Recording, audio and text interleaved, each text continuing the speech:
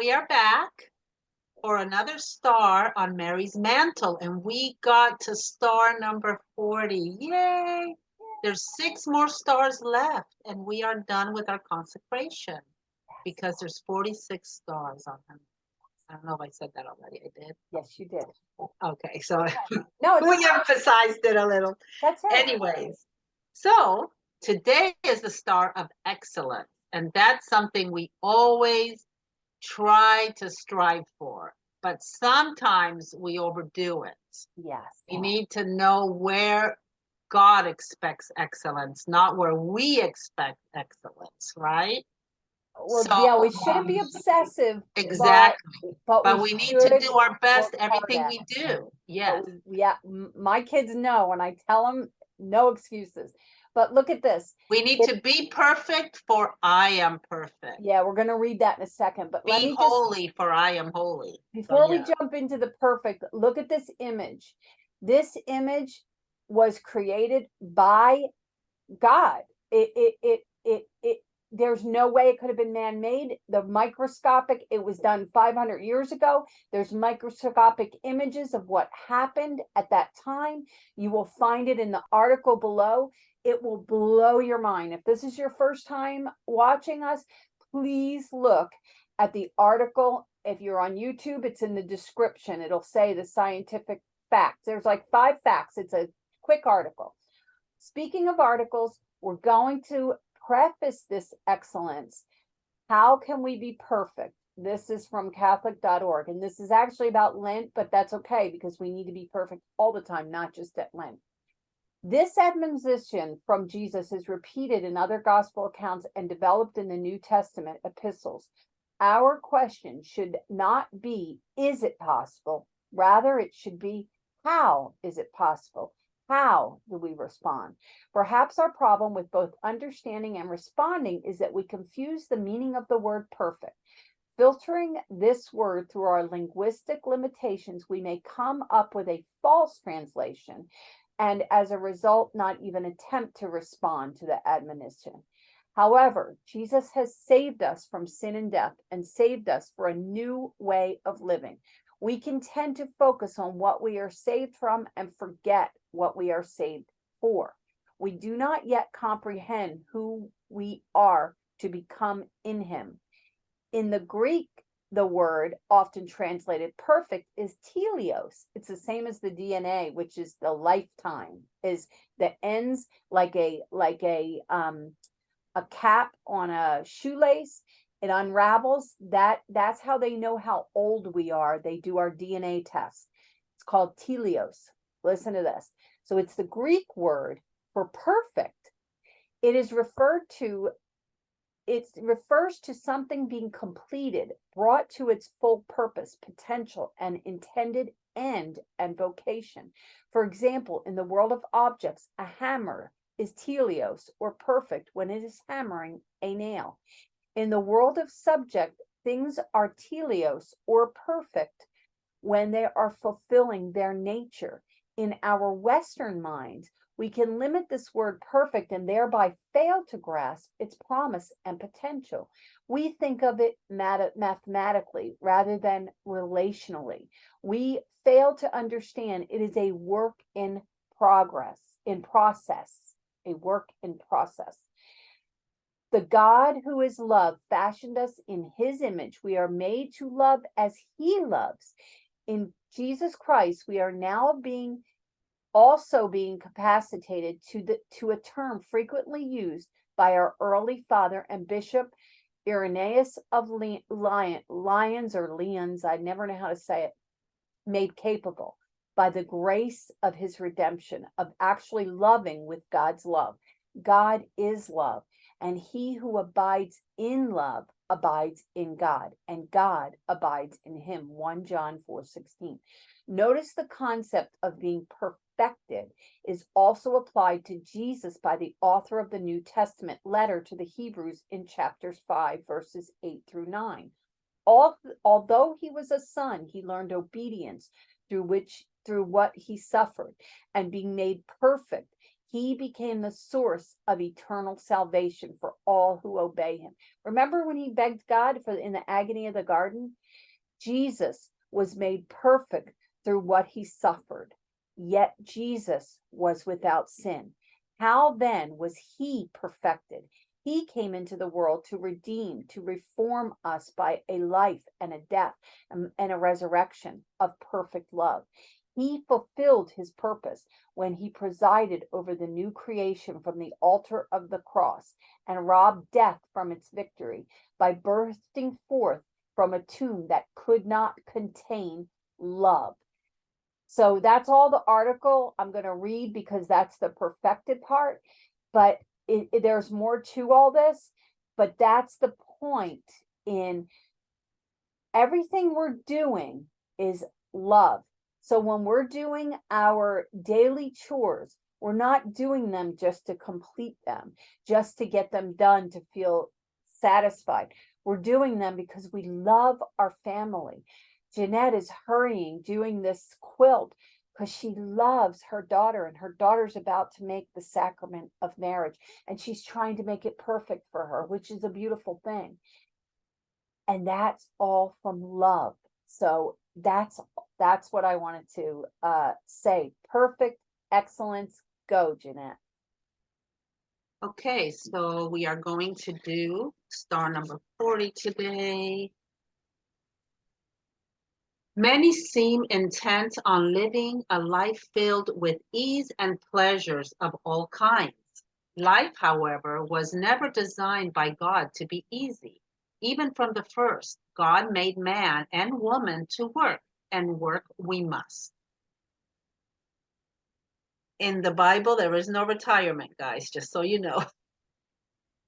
Many spend their intellectual energies and physical strength hammering against God's kingdom, whether with clear intention or in the shadows of ignorance. From the rising of the sun and long past its setting hour, they pursue their selfish or misguided ambitions, unearthing the far-reaching dungeons of the netherworld and piling heavy burdens on the shoulders of the holy ones. Using the talents and gift bestowed upon them by their Creator, they work diligently and intelligently, sometimes unknowingly, to thwart God's plans by fulfilling their own. To stem this rising tide, God is calling the Catholic world to spread itself like a vast and interlinked system of roots, drawing its nourishment from his living waters across solidarities, professions, politics, corporations, networks, and clubs.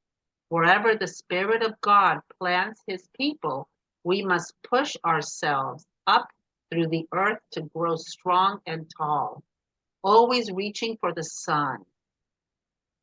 Only if we grow where we are planted can we change the world. With the precept in mind that God and family and people remain always our highest priority, God is seeking excellence in our work. If by nature, inheritance, or misfortune we have difficulties with learning or challenges with expression, God views our struggle and strivings as nothing less than human excellence. If we are able to do well the work he is calling us to, then he expects us to do it well. If we can be one of the best at what we do, then he gives us no excuse for not being so. And those who are the best in their fields of expertise without Christ in their lives are only a fraction of what they could be if they possess the living God. In every holy accomplishment, all glory is God's alone, for we are but dust. His light shines most radiantly through Catholics who know that they are little, giving them the appearance of being great. Oh, how precious time is. Blessed are those who know how to make good use of it. If all could understand its eternal value, undoubtedly they would do their utmost to spend it in a manner worthy of the saints. Nothing less than the eternal life of souls is at stake. God's pace for our work is steady, never hurried, and at times we must rest in His love. The world tires us with its lack of meaningful direction and warped priorities. But rest is not laziness and laxity, which are thieves of the spirit. God has designed us to plow forever forward, doing one thing at a time and doing it well. If we aim for perfection, not out of a distorted sense of perfectionism, which focuses on the self, but born of a desire to do something beautiful for God, at least we will do our best. And once we have used our talents in His service with the aid of the human means available to us, all that is left to do is raise our eyes toward heaven and say, Father, this is my best. I offer it to you. Please accept my lowly gift, and by it help me and the world to grow ever more in love with you. Amen. Wow, that was good. So this brings up the recent information about Elon Musk. And it said there's a Catholic article. He's a great guy. He's doing some great things, but he's missing God. And he doesn't realize this, but I'm gonna put up the article, and it gives a description of how he has all the right ideas, all the morals, and this is what atheists think. You could do it without God. Oh, you don't need God to do it. You do, because that's the meaning, and it's all about love. And even though Elon is coming from love of the country, what he's doing, and love of humanity, what he's trying to do, that's wonderful, but you cannot leave God out. Anyway, I'll leave the article. As far as us personally, we often will allow people to take our peace, which was yesterday, and it gets us chaotic, and we can't fulfill what is perfect because we're trying to hurry and do too many things. And sometimes we can't be greedy. We can't have everything. Sometimes we have to say no to something, which Jeanette's going to be upset with me, but I'm going to say no to the Saint Benedict, even though I'm dying to go. Things are overwhelming me that I'm trying to get done, that I've fallen off of my catechism because of all of our readings. I've fallen off all that. I can't do extras right now. So I cannot go to St. Benedict, which I wanted to very badly. And it is all I'm doing to hold myself back to just say, no, just go. I'm not. It's, I am trying to save money, and I'm trying to save my time and all my peace around me. So it's holding ourselves back when we need to, so we can be perfect and doing something for love, like Jeanette's doing this quilt for her daughter. And that's a huge endeavor. And so other things need to be put to the side because she loves her daughter and she wants her marriage to be successful. We're trying to give her an advice quilt. It's from How to Make an American Quilt. I'll put that stuff below. Yeah. So that's what she's doing. So and that's that we got to do. She doesn't, when Jeanette does stuff, I'm telling you, she doesn't think it's perfect, but she does do perfect. It's not. You do perfect. So because then I wouldn't do anything, because nothing comes out perfect, but at least it's made with you love. have to give up so that you could focus on some things that are important that must get done. So you need to give some things up for that. Anyway, so excellence. We have to be perfect as God is perfect, and it's perfect in love. How do we do that? We forgive. And I learned that from someone who came from the opposite end. I am very unforgiving. My mother told me on her deathbed. Haven't stopped trying to learn about it. and it starts with forgiveness. So we have to forgive people who in our lives aren't doing something perfect, that are messing up our day. It's like, ugh, if you would just be perfect, then I wouldn't have this chaos today. No, no, no, no, no, no. That is impatience. So we have to calm our lives from the chaos and do things in peace so that we can do them perfectly. And that includes love. When we overwhelm ourselves, it just, we can't be perfect if we overwhelm ourselves. So I love this little article, so I'm gonna put it below. So I think that's it. We are called to be saints. That's what this is about. Be holy, for I am holy. We are trying for holiness. So with everything we do, how is this going to help my holiness, my holy habits? Prayer. I cannot give it up because I have to go to a course, or I have to do something. No, the focus has to be in our prayer. It's 15 minutes. 15 minutes. You got to keep yourself calm and peaceful. Give that to God. Do your Lectio Divina, however you have to do it. Pick a psalm for the day, whatever, however you have to do it. You give your 15 minutes. Then you do your rosary. You can do it while you're driving. You can do it while you're standing in line. I'm going to do it while I'm going grocery shopping in a minute. Right. So look, we can be perfect. We have to do it in the virtues. Look up your virtues. Those need to be our foundation. Everything else in this world should revolve around those virtues.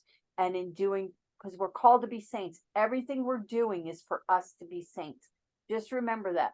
That's the nucleus, not our finances, or this or that. No, those support us being a saint. So there you go. That's my thoughts. Jeanette, anything more on excellence? We always have to just try to be as excellent as we can. Everything we're doing, I like to see it as like I'm doing it for God. Even if it's something you don't like to do, give it up. Do it like a sacrifice. Give it up as a sacrifice. Kind of like we give up our pain. You know, our pain, we say, okay, Lord, it's okay. Thank you for being alive, because I have this pain because I'm living. I give it to you for those souls in purgatory or whatever. I give you my pain, you know. And, you know, if you're working hard at work and you just hate it and you just say, okay, Lord, I know you're with me. I know you're watching. I know you're working alongside of me. Let's do this together. And Can I tell you something? My daughter hates laundry. Because her boyfriend, who likes it? I don't like it.